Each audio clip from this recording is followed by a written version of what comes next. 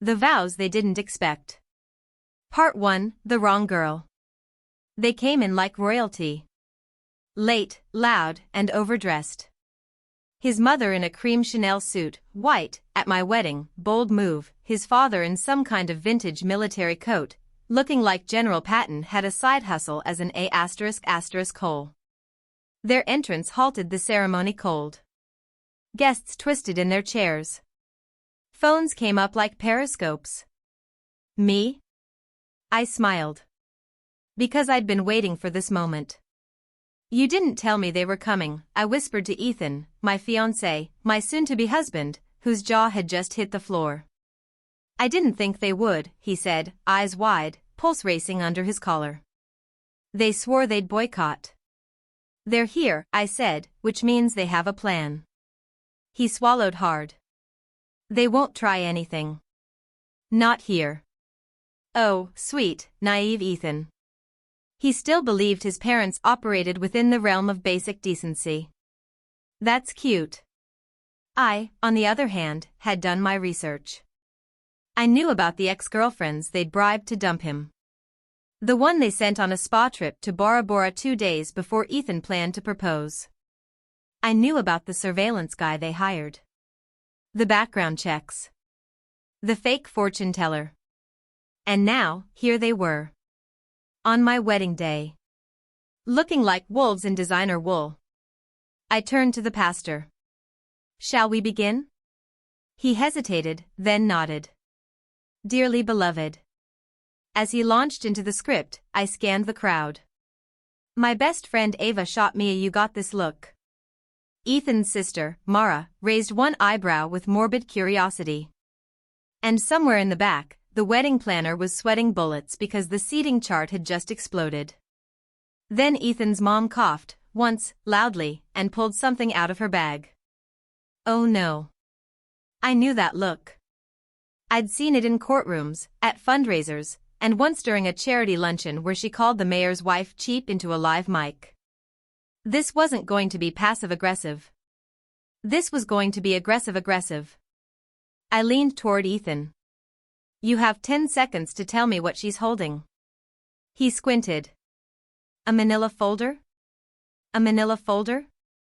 Ethan. That's never good. She wouldn't.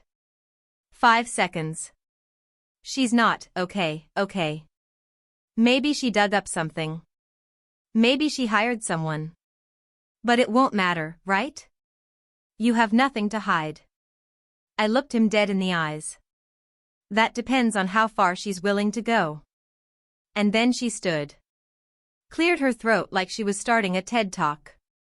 Before this ceremony proceeds, she said, I believe the guests, and my son, deserve to know who he's marrying.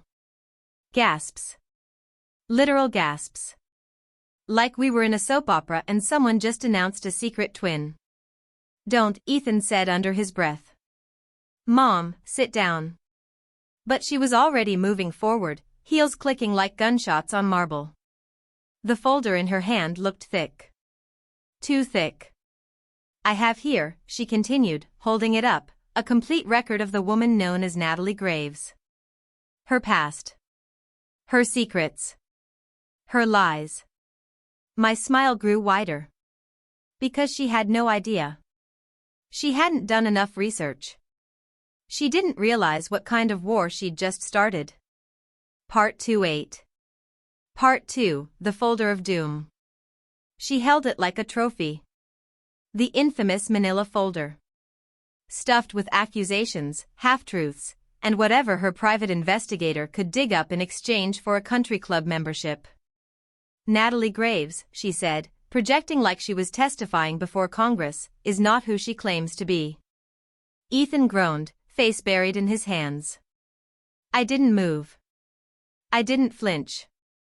I just watched her unravel, slow and proud, like this had been her moment all along. Not our vows. Not our commitment. Her performance. She flipped the folder open. Let's start with college. Or should I say, colleges. 6 different enrollments under 3 different names. Yeah, I said casually, because I was broke and trying to survive. You know, like 80% of America? A few guests chuckled. Ethan's mom did not. She pulled out another sheet. And here, 2 years unaccounted for. No address. No employment records. No school. Just vanished. I think we all know what that means. Do we? I asked, tilting my head. Because maybe I was taking care of my dying grandmother. Or maybe I joined a cult. Or maybe I was in prison. Gasps again. One woman literally clutched her pearls. I didn't even know people did that in real life. Were you? She snapped. I smiled. Wouldn't you love to know? There was a beat of silence. She hadn't expected that. She thought I'd cry. Run. Faint. Flee in shame, like I'd been caught stealing silverware at brunch. Instead, I was calm. Because unlike her, I had nothing to prove. I turned to the guests. Hi, everyone. I'm Natalie. Nice to meet you all again. Yes, I have a past. Some of it's messy. Some of it's private. Some of it's none of your damn business. But all of it made me the woman Ethan fell in love with. Applause. Real applause. Scattered, but strong. Ethan's mom blinked. His dad, silent so far, finally stood. This isn't a debate stage, Natalie. I looked him dead in the eyes. Then maybe you should sit down, General. Ava burst out laughing. Loud. Others followed. Ethan leaned over. How are you so chill right now? Because, I said, keeping my eyes on his parents, they think I'm some naive, social climbing gold digger. But they don't know what I've actually done. And if they want to play games, I'm happy to show them just how deep the board goes. Ethan paused. Wait, what have you actually done? I winked. Let's just say your mom's folder is missing a few chapters. And just then, Ethan's mom pulled out a second folder. A red one. I also hired someone to follow you. 2 weeks ago. I know where you go. Who you talk to. What you've been hiding from my son. Ethan turned to me, confused. You've been hiding something? I stared at the red folder. And for the first time all day, my smile faded. Because I had been hiding something. But it wasn't what they thought. Part 3. Part 3, the red folder. I hated that folder. Not because of what was in it. But because she had it. Because someone had followed me. Watched me. And now my truth, the one I hadn't even told Ethan, was about to be weaponized by a woman who thought she was playing chess when she was actually standing in a minefield. She opened the red folder with dramatic flair. Like she was hosting a game show called Humiliate the Bride. This is from just last Thursday, she said, pulling out a photo. Taken outside a small building on the edge of town. It's not a restaurant. It's not a school. It's not even a doctor's office. Do you want to tell them what it is, Natalie? I didn't answer. Not because I was scared. Because I was calculating. She waved the photo. Fine. I'll tell them. It's a shelter. A halfway house. For ex-convicts and runaways. And our sweet bride? She visited 3 times in 1 week. Why? I looked at Ethan. Then back at his parents. And I took the mic from the pastor's hands. I wasn't going to say anything, I said, my voice suddenly quiet. Because I didn't want today to be about me. But since we're all playing Expose the Secrets, sure, let's go there. The room fell silent again. I used to live in that shelter. 10 years ago. After I ran away from a home where my stepfather thought I was his to take. Someone in the back gasped. Yeah, I continued, so I got out. I had nothing. No money. No degree. No support. Just rage. and fear. And a steel spine I didn't know I had. The audience wasn't breathing. I went back last week, I said, because I'm starting a scholarship. For the girls who survive what I survived. And because there's a girl there right now who reminds me of me. I buy her groceries. We talk. She's trying. So if that makes me suspicious in your eyes. I looked directly at Ethan's mom. Then I'm proud to be suspicious. A pause. Then a single clap. From Mara. Ethan's sister. Then Ava. Then a few guests. And suddenly the room was a wave of applause and standing people in tears and a few guys yelling preach, like this was church and I had just dropped holy fire on the altar. Ethan was frozen. Why didn't you tell me? He asked softly. Because I was still healing. And you loved me like I was whole. I didn't want to break that illusion yet. He nodded slowly. Took my hand. You could have told me. I know, I said, honestly. But, your parents just made sure I don't have to hide anymore. And then his mom, that alabaster tower of judgment, muttered, how manipulative. But the moment she said it, someone else stood up. Someone we hadn't noticed before. A guest neither Ethan nor I had invited. A man in a dark suit. Smiling like he knew things. He raised a hand and said, actually, if we're talking manipulative, maybe now's a good time to talk about you, Mrs. Chandler. Ethan's mom froze. Her smile twitched. And just like that, everything shifted. Part 4. Part 4, The Man in the Back. You ever see someone walk into a room and instantly own it? This guy didn't walk. He emerged. Dark suit, no tie. Hair a little too perfect. Smile like a poker player who just drew a royal flush. He had that kind of presence, the one that makes you check your wallet just to be sure. He stepped forward casually, like he'd just remembered something he forgot to tell the group. Oh, sorry, he said. Didn't mean to interrupt. Just, couldn't help myself. Ethan's mom was already bristling. Who are you? He chuckled. Wouldn't you like to know? I asked you a question. And I'm answering it, he said, pulling out a business card with a flick. Name's Cole Barrett. I work in asset recovery.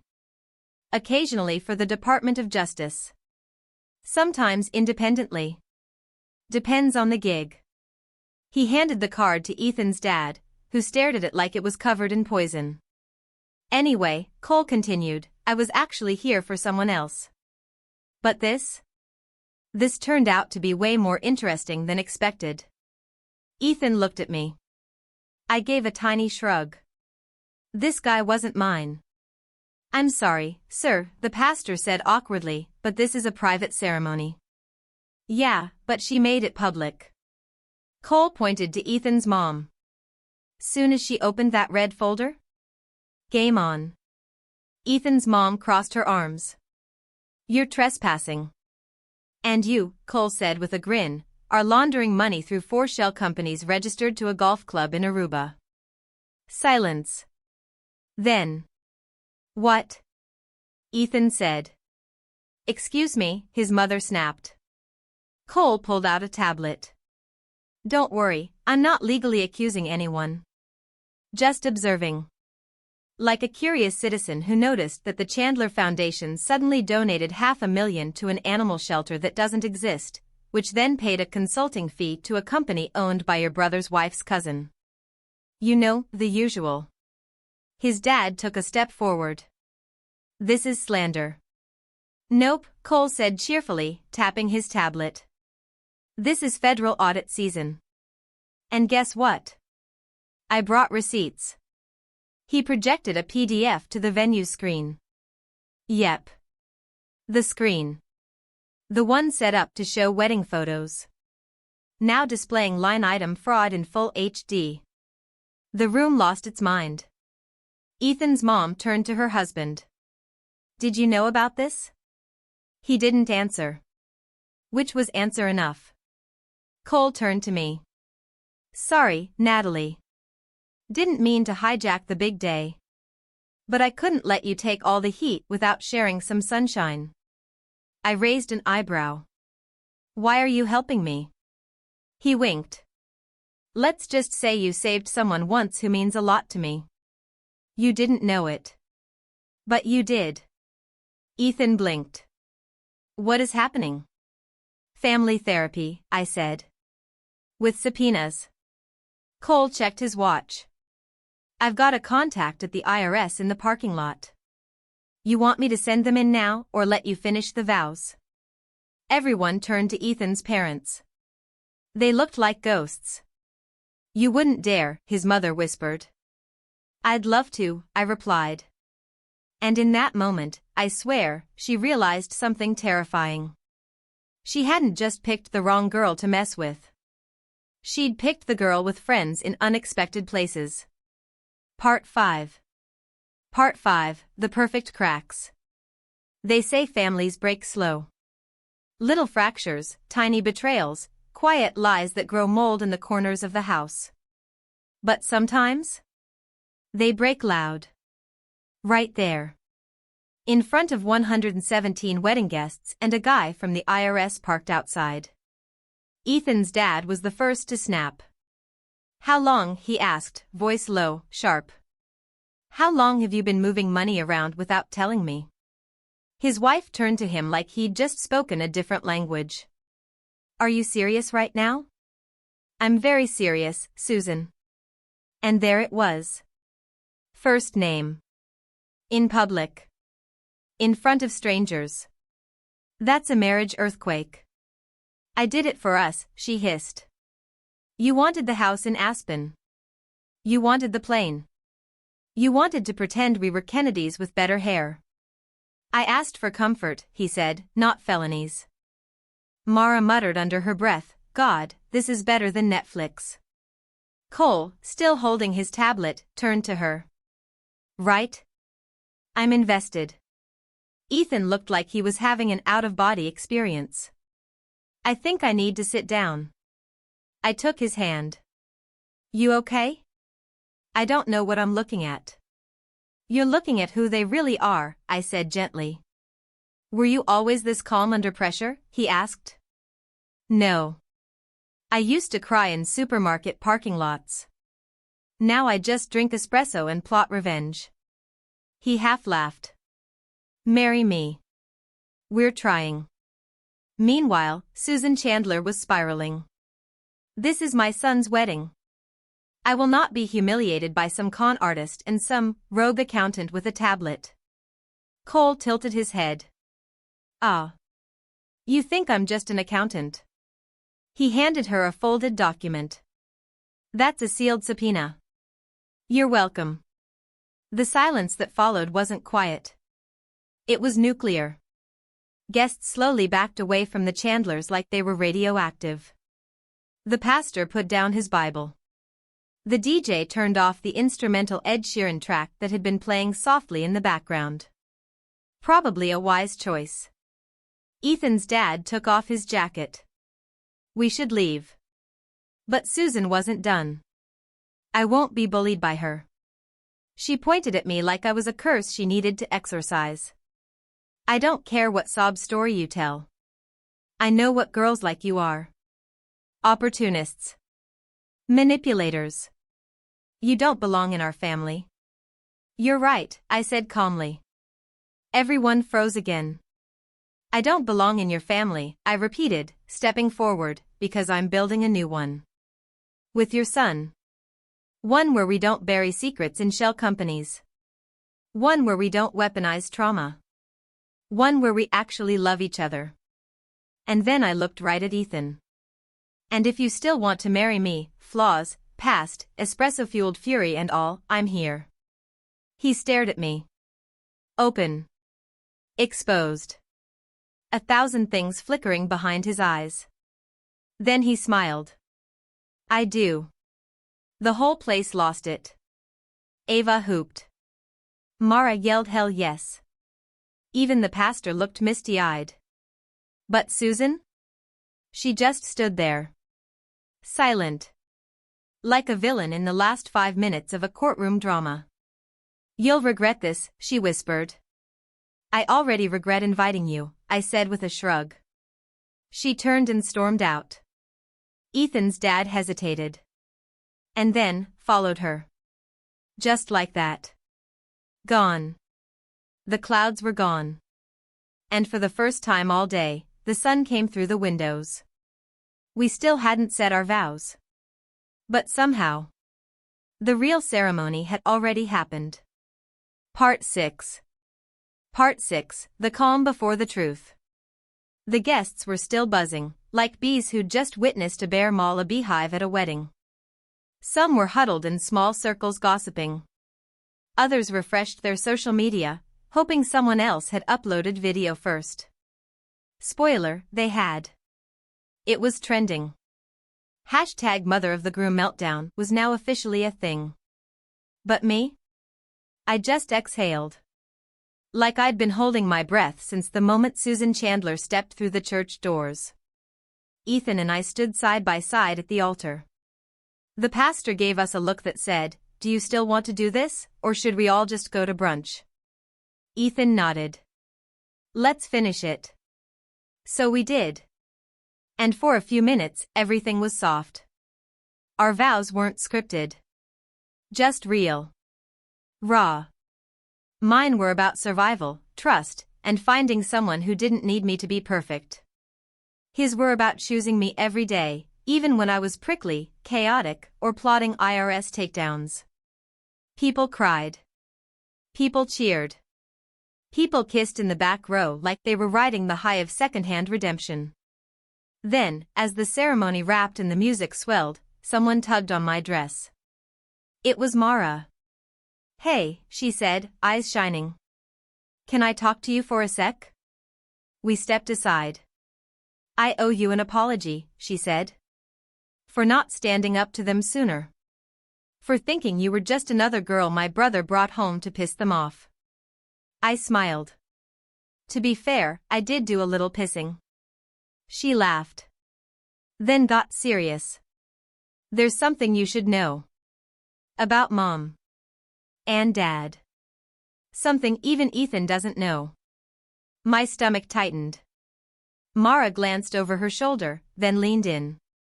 I found out a few months ago, Dad's been working on a deal. A very bad deal. Overseas. With people who don't just play golf and launder money. They disappear people. I blinked. Why are you telling me this now? Because you stood up to them. And because after what you pulled today, they're not gonna let you walk away clean. Mom's pride is one thing. But Dad? He's scared. And scared men do stupid things. I looked at Ethan across the room. Laughing. Light. Like someone who had no idea his family might be tangled in something far worse than tax fraud. What kind of deal? I asked quietly. Mara shook her head. I don't know the details. But I know this, someone paid Cole to show up today. Someone who wanted to burn them down, fast. I frowned. I thought Cole said he was here because I saved someone. Sure, she said. But did he ever say who? Goosebumps.